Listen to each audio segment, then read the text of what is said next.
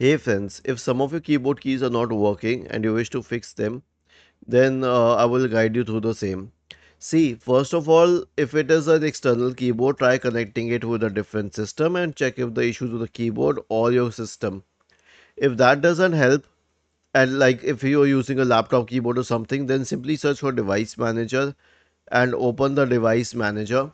Expand the list for keyboards.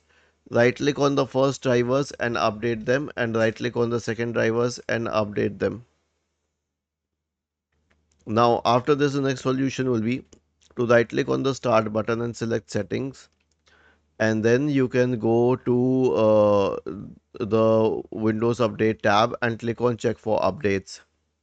The next one is to go to the privacy and security tab, and then you can scroll down to, sorry, go to the accessibility tab and then scroll down to keyboard.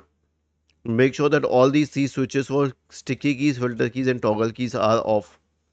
Okay, was this helpful? If yes, then please subscribe to the channel. If not, then let us know in the comment section of the video on how we could help you further. Thank you for watching this video and have a nice day.